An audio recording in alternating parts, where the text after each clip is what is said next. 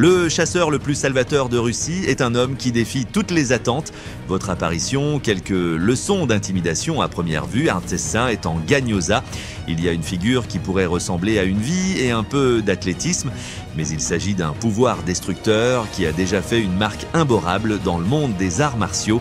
Vous imaginez un joueur capable de knocker avec une légende de l'UFC, avec un solo pendant qu'il fait une vie et qu'il sauve hors du ring, qui est saccadé d'un film, capable d'Akabar avec n'importe quel rival qui s'attaque à l'enfant Tarlo. Son style de sauvetage et sa force décommunale le conviertent dans une force authentique de la nature.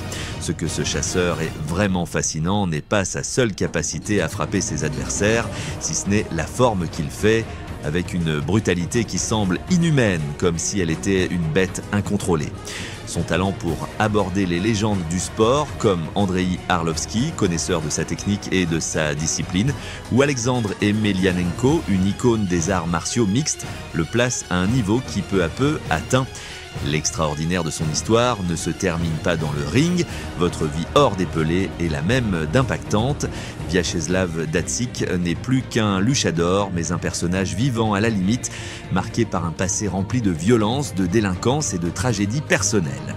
Cet enregistrement de votre vie et de votre carrière nous mènera à la connaissance des moments qui définiront cet homme indomptable, depuis sa dure enfance dans les régions les plus résidentielles de Russie jusqu'à ses années d'incarcération et son retour aux déportés, où ses combats mémorables ont écrit son ombre dans l'histoire des arts martiaux comme l'un des pilotes les plus expérimentés et les plus respectés du monde.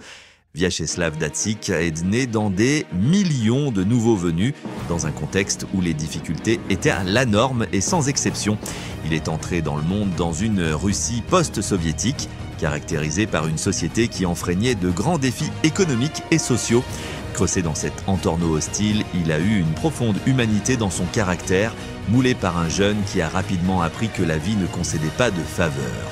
Depuis très petit, Urtwat Datsik a montré une inclination pour le conflit, mettant en place des appels qui l'ont amené à résoudre des problèmes à plusieurs reprises.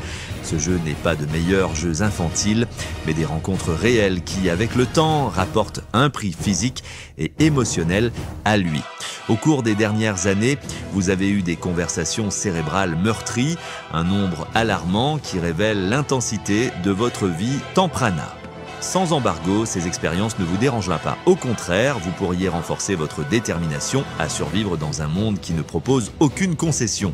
Votre tempérament agressif et votre poursuite contre l'autorité l'ont converti en une figure connue pour les forces de l'ordre, marquant le début d'une relation compliquée avec la légalité. Au cours de ce chemin turbulent, au cours des années 2000, Datsik a rencontré un sentiment d'espérance dans le sport. Pour bien d'autres, l'expulsion est une voie de dépassement personnel. Pour lui, c'était un moyen de canaliser votre agression pour continuer à Pelando, mais maintenant sous un cadre de réglementation. L'idée de combattre de manière légale l'intéresse fondamentalement et elle est en train de découvrir ce qui change le rythme de votre vie, l'amenant à un moment où sa brutalité pourrait être une arme comme un spectacle. En raison de son manque évident de technique et d'un entraînement formel qu'il pourrait comparer à d'autres professionnels, Vyacheslav Datsik se distingue par une caractéristique qui éclipse toute déficience technique, une force physique impressionnante qui n'a pas de limite. Cet héritage lui a valu une manière unique de lui offrir une vente qui pourrait rivaliser avec la même. C'est précisément cette capacité, combinée à sa personnalité indomptable et à son style de Pelea particulier, qui a valorisé la podo de Tarzan Rojo. Ce sobre nombre a eu l'illusion de tant son appel au câble rouge comme son action salvatrice et imprédicible et qui l'a fait paraître plus une force de la nature qu'un athlète conventionnel. En 1999, juste un an après avoir commencé à s'entraîner de manière plus structurée, Datsik a eu l'occasion de démontrer son potentiel lors de ses débuts professionnels. Ce combat, qui marquera le début de sa carrière, ne se déroulera pas contre n'importe quel adversaire, mais contre un rival qui deviendra éventuellement une légende du sport. Son premier défi fut d'affronter Andrei Arlovski, un nom qui deviendra plus tard synonyme de grandeur dans les arts martiaux mixtes. Connu sous le nom de Pitbull, Arlovski montrait déjà un aperçu du champion qu'il deviendrait éventuellement à l'UFC. C'était un combattant méthodique, et discipliné, dont la formation en arts martiaux s'appuyait sur des années de dévouement et des compétences techniques remarquables. En comparaison, Datsik représentait le chaos incarné, un combattant venu sur le ring sans l'expérience ou la préparation typique des professionnels. Son origine venait de la rue, où il avait appris à se battre par simple besoin de survie. Alors qu'Arlovski incarnait la précision et la stratégie du gymnase, Datsik était une force brute qui comptait sur son endurance et une agressivité naturelle. C'était une confrontation entre deux mondes opposés, l'ordre contre l'anarchie, la technique contre l'instinct pur.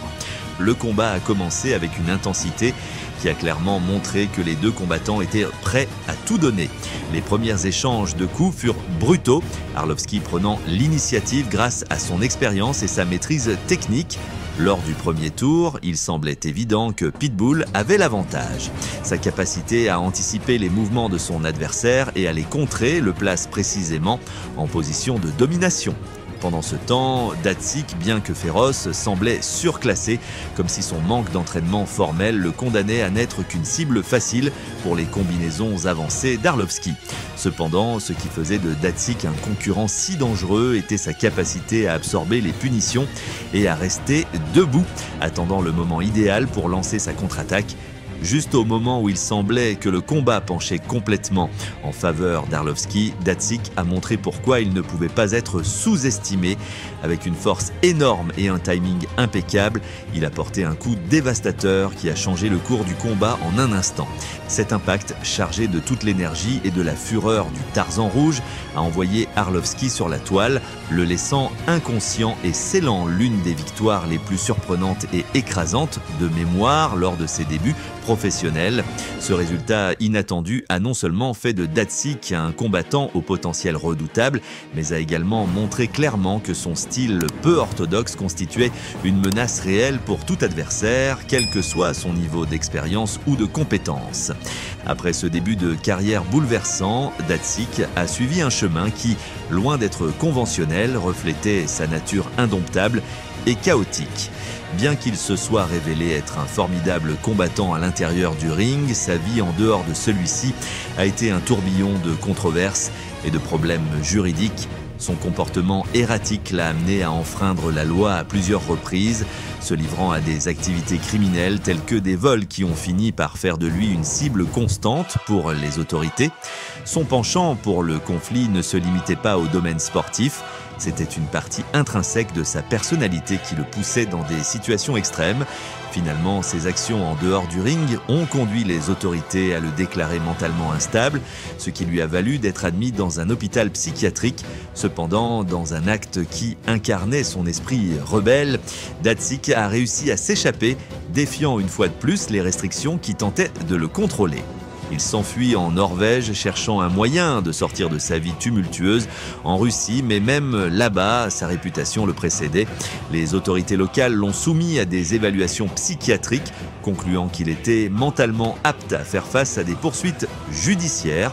Il a été arrêté puis expulsé vers la Russie, où il a dû subir les conséquences de ses antécédents criminels. Cette période marque un chapitre sombre de sa vie, au cours duquel il passe au total 9 ans en prison. Pour beaucoup, cette période derrière les barreaux aurait signifié la fin d'une carrière et d'une vie. Mais pour Datsik, ce n'était qu'une pause avant de revenir avec une détermination renouvelée.